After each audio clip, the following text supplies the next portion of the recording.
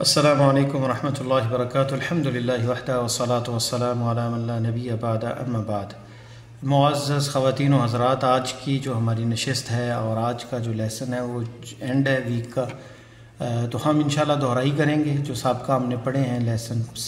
پہلا جو درس الاول تھا ہم نے پڑھا تھا ھذا اسم اشارہ للمفرد المذکر القریب العاقل وغیر العاقل۔ تو یہ اسم اشارہ ہے مفرد مذکر اور قریب کے لیے، عاقل اور غیر عاقل دونوں کے لیے استعمال ہوتا ہے۔ دیکھیں ھذا رجل، تو اس طرح ھذا کتاب، ھذا دونوں کے لیے استعمال ہوا ہے، تو یہ اسم اشارہ تھا۔ ھذا لکھنے میں ایسے آتا ہے، یہاں پہ چھوٹا الف ہے، ہا الف جو ہے ساتھ ہے، ھذا تنبیہ کے لیے ہا ہوتا ہے، ذا اشارہ۔ تو یہ ھذا پڑھا تھا، اور جب سوال کرنا ہے تو ما ھذا، یہ کیا ہے، اسم استفہام لغیر العاقل۔ اگر مخاطب جس کے بارے میں پوچھا رہا جا رہا ہے غیر عاقل ہے، جیسے ما ھذا، ھذا کتاب، یہ نہیں کہہ سکتے کہ ما ھذا آدمی کی طرف اشارہ کر کے کہ ھذا رجل، تو ما ھذا نہیں ہوگا، بلکہ یہ غیر عاقل کے لیے استعمال ہوتا ہے۔ اسی طرح حمزہ استفہام کے لیے استعمال ہوتا ہے جب کسی چیز کے بارے میں شک ہو، تردد ہو، جیسے اھذا سریر، کیا یہ بیڈ ہے؟ نعم ھذا سریر۔ اھذا کرسی، کیا یہ کرسی ہے؟ لا ھذا سریر، یہ بیڈ ہے۔ تو حمزہ استفہام سوال کے لیے جو ہے اس کا جواب جو ہے نعم اور لا کے ساتھ دیا جاتا ہے۔ آدمی کے لیے سوال جو ہے من ھذا، اسم استفہام للعاقل، عقل مند کے لیے اگر سوال پوچھنا کہ وہ کون ہے تو من ھذا، من استعمال ہوتا ہے۔ من ھذا، ھذا طبیب، یہ ڈاکٹر ہے۔ من ھذا، ھذا ولد، یہ لڑکا ہے۔ تو من کا استعمال جو ہے وہ کس کے لیے ہے؟ وہ عاقل کے لیے ہے۔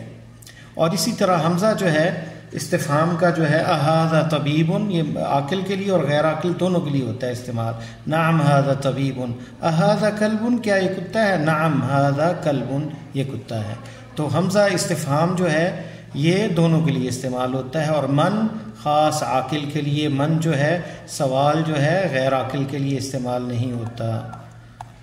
درس ثانی تھا ذالک، اسم اشارہ للمفرد المذکر، یعنی مفرد کے لیے اور مذکر کے لیے اور بعید کے لیے اور عاقل کے لیے اور غیر عاقل، یعنی عاقل غیر عاقل تمام کے لیے دور جو چیز اس کے لیے ذالک، لیکن خاص اس میں اسپیسیفک کیا چیز ہے کہ یہ مذکر کے لیے ہے اور مفرد کے لیے ہے۔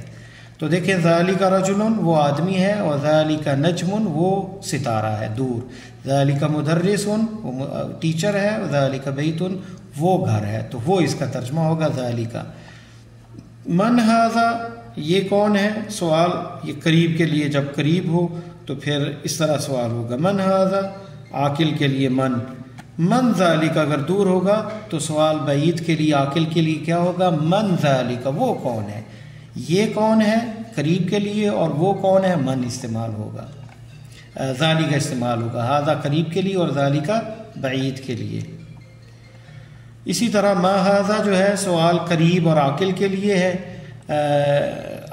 غیر عاقل کے لیے ہے ما ھذا، ھذا حجر، لیکن اگر دور ہو کوئی چیز تو ما ذالک، اور یہ بھی ما جو ہے غیر عاقل کے لیے، ذالک لبن، وہ لبن ہے۔ تو ھذا قریب اور ذالک بعید دونوں کے ساتھ ما کا استعمال، ما استفہامیہ کا، یعنی جو سوال کے لیے استعمال ہوتا ہے۔ تیسرا لیسن تھا ہمارا ال کا، حرف تعریف، یعنی معرفہ، نکرہ سے معرفہ کرنے کے لیے، بیت، البیت۔ اس کے اندر ہم نے یہ پڑھا تھا کہ مسجد جو ہے جب المسجد ہوگا تنوین ختم ہو جائے گی، یحذف تنوین عند دخول ال۔ القلم مکسور، القلم قلم نہیں، القلم مکسور، قلم ٹوٹا ہوا ہے۔ الباب مفتوح، القلم، القلم یہ غلط ہوگا، صحیح کیا ہے؟ القلم، اور یہاں پہ بھی غلط ہے، قلم، قلم آئے گا الف لام کے بغیر، اور الولد جالس غلط ہوگا، الف لام کے ساتھ تنوین نہیں آتی۔ تو نکرہ معرفہ، نکرہ شیء غیر معین، نکرہ کہتے ہیں جو معین نہ ہو، اسپیسیفک خاص نہ ہو، جیسے بیت کوئی بھی گھر، قلم کوئی بھی قلم، رجل کوئی بھی آدمی، بنت کوئی بھی لڑکی یا بیٹی۔ المعرفہ، معرفہ شیء معین، اسپیسیفک خاص چیز، جیسے البیت خاص گھر، القلم خاص قلم، اور رجل خاص آدمی کوئی، البنت خاص لڑکی کوئی۔ تو بیت سے سارے ہی اس میں دوسرے گھر بھی شامل ہیں اور ایک خاص گھر اس سے مراد نہیں. البیت جب کہیں گے تو ایک خاص گھر پہ وہ دلالت کرتا ہے. تو ہم نے پڑھے تھے حروف قمریہ اور حروف شمسیہ پڑھے تھے، اور میں نے آپ کو ایک مجموعہ بتایا تھا. ابغ حجک الف با غین حجک وخف عقیمہ، تو یہ وہ جملہ ہے جو آپ یاد کر لیں گے. تو اس میں الف با غین ہا جیم کاف واو خا فا عین قاف یا میم اور ہا، یہ وہ کلمات ہیں جو کہ حروف قمریہ ہیں. اور اس کے علاوہ جو ہیں باقی حروف شمسیہ ہیں. تو یہ وہ حروف ہیں. قمریہ میں الف لام پڑھا جاتا ہے، اور دوسرے میں حروف شمسیہ میں سکون لام پہ آتا ہے. لا ينطق السکون علی اللام وتوضع الشد علی الحرف الذی بعدہ، یعنی اس کے بعد جو ہے حروف شمسیہ میں اس کے بعد جیسے شمس ہے شین پہ شدہ آیا ہے، اور لام کے اوپر جو ہے وہ سکون جو ہے وہ پڑھا نہیں جائے گا. تو الشمس الشمس الشمس نہیں بلکہ الشمس پڑھا جائے گا.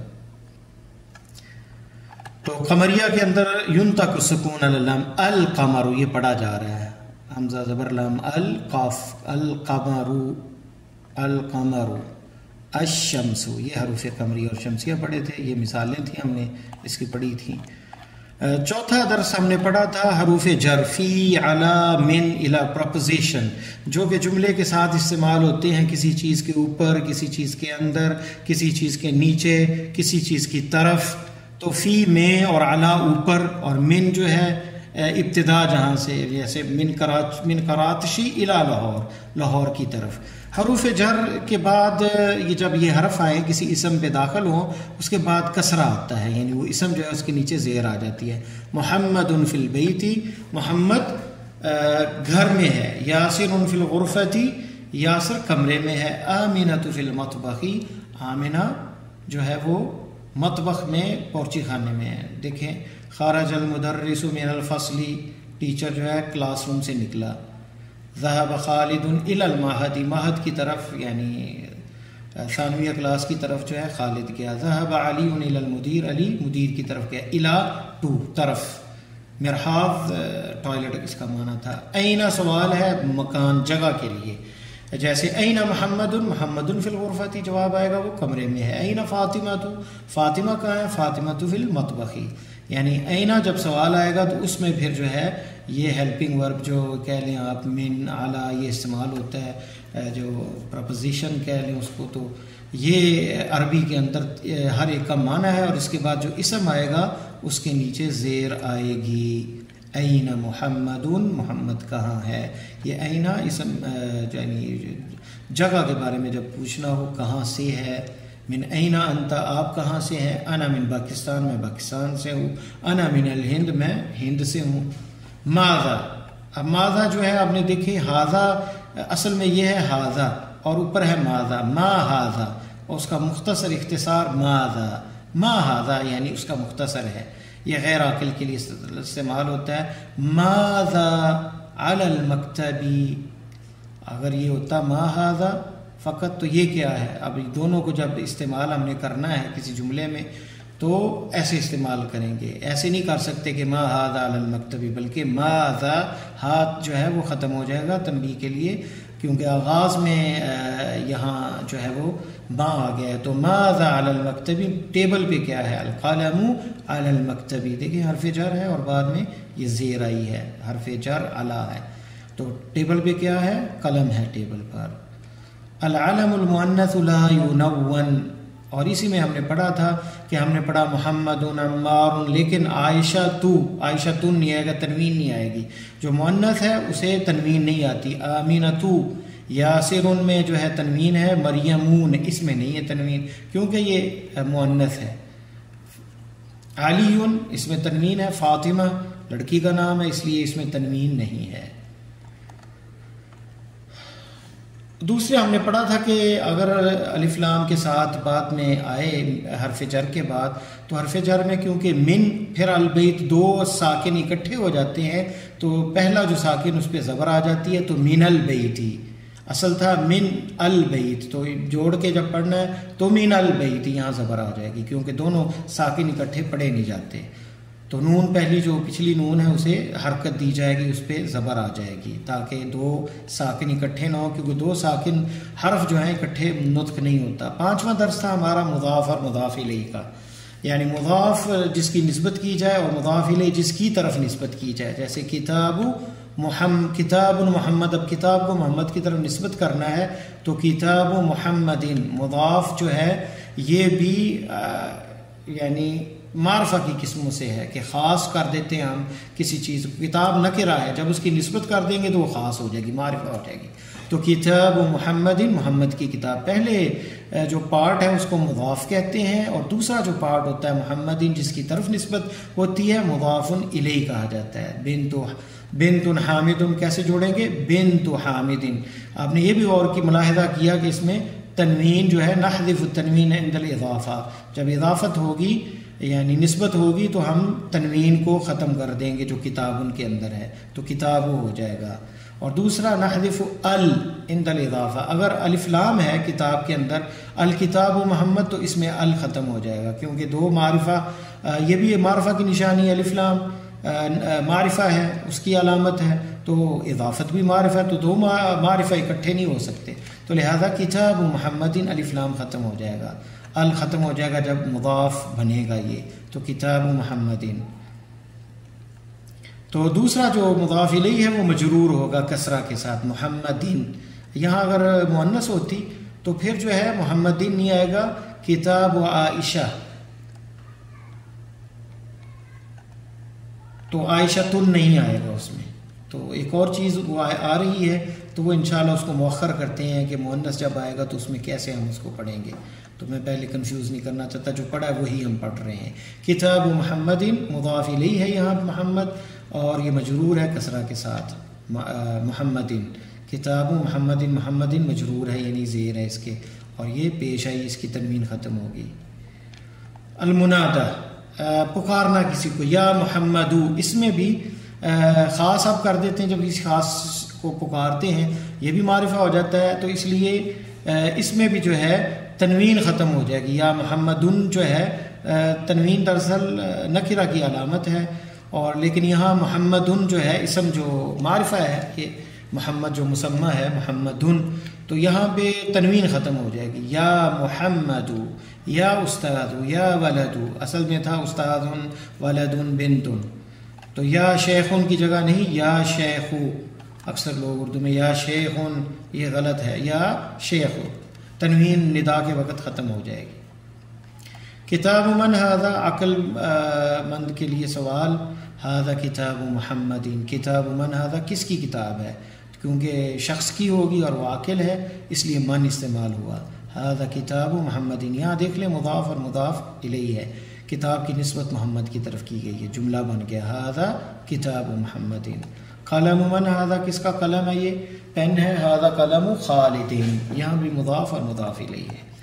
درس السادس جو ہم نے آخری سبق پڑھا تھا، اس میں ھذہ کا استعمال، یہ اسم اشارہ ہے، مفرد کے لیے ہے، اور پہلے ہم نے مذکر پڑھا تھا ھذا، اب یہ مؤنث کے لیے، قریب وہی ہے، وہ بھی قریب کے لیے تھا، یہ بھی قریب، یہ عاقل اور غیر عاقل دونوں کے لیے استعمال ہوتا ہے، جیسے ھذہ خدیجۃ، ھذہ سیارۃ، خدیجہ عاقل ہے اور یہ غیر عاقل ہے، دونوں کے لیے استعمال ہوتا ہے، مؤنث کے لیے ھذہ استعمال ہوگا، ھذہ بنت، ھذہ مکوات، یہ استری ہے۔